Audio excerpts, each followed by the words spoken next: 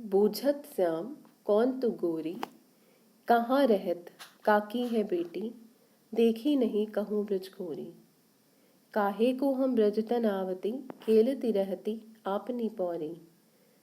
सुनत रहती श्रवणनी नंद ढोटा, करत फिरत माखन ददी चोरी। तुमरो कहा चोरी हम लहें, खेलन चलो संग मिली जोरी।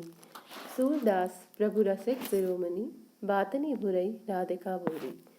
राधा जब कृष्ण के यहाँ पर प्रथम बार आती हैं, जब कृष्ण राधा को देखते हैं, अपरिचय के भाव से परिचय करने हेतु प्रस्तुत होते हुए वे राधा से पूछते हैं,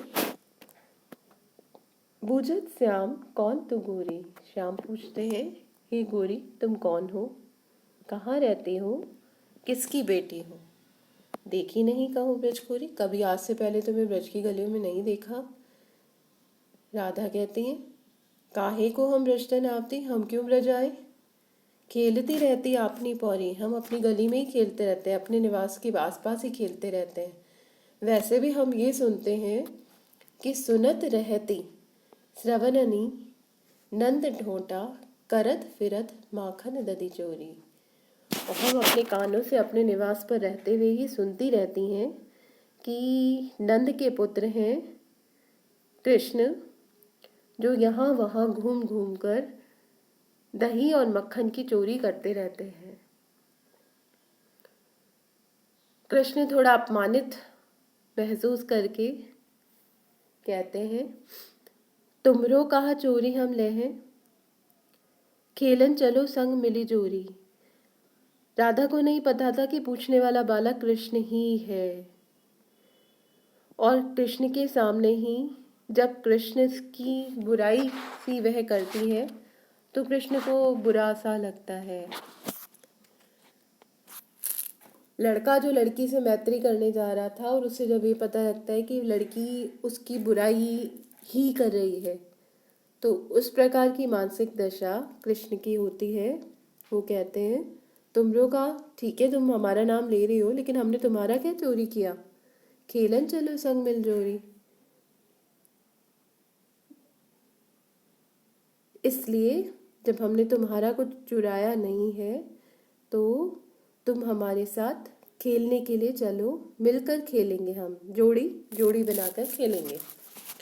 सूरदास प्रभु रसिक शिरोमणि, बातनी भुरई राधिका बोरे। सूरदास कहते हैं, प्रभु तो रसिकों के शिरोमणि हैं, अपनी बातों के रस से संसार को मोहित करने वाले हैं। और बातनी भुरई राधिका भोरी, राधा बड़ी भोली भाली थी, वो कृष्ण की बातों में भूल गई और कृष्ण के साथ खेलने चली गई।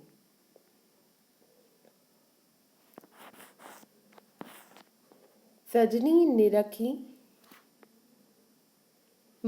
हरि को रूप। एक सखी कृष्ण को देखकर दूसरी सखी से कहती है, सजनी निरख हरि को रूप, मन सी विचारी देखो अंग अंग अनूप।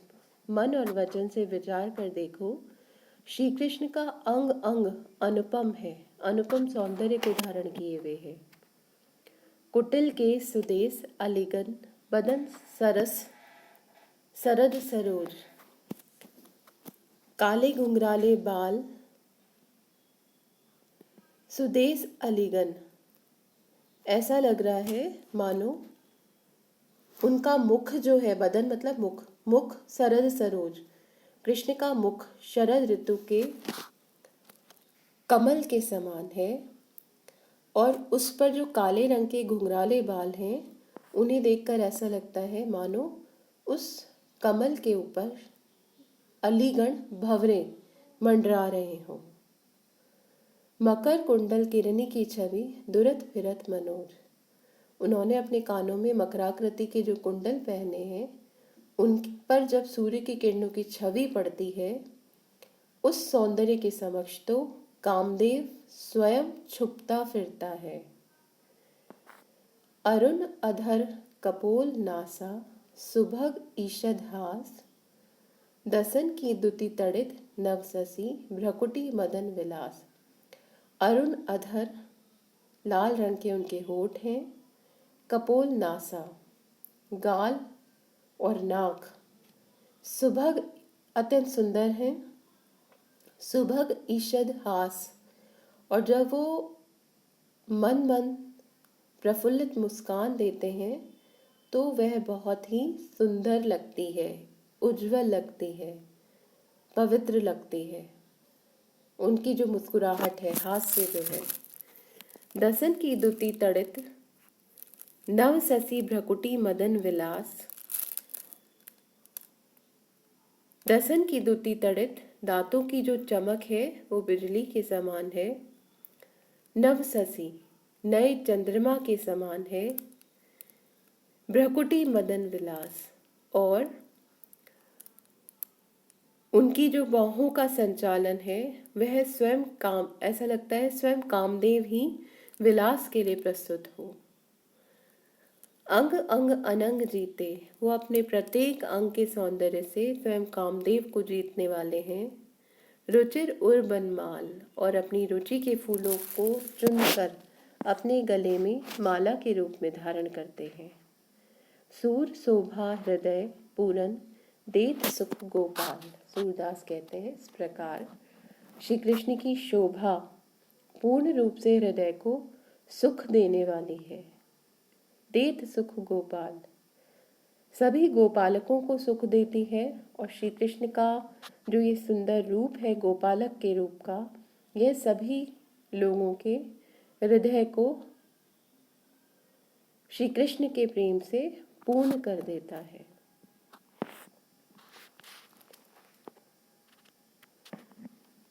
अब तो प्रकट बही जग जानी, वाह मोहन सो प्रीति निरंतर, क्यों अब रहेगी छानी।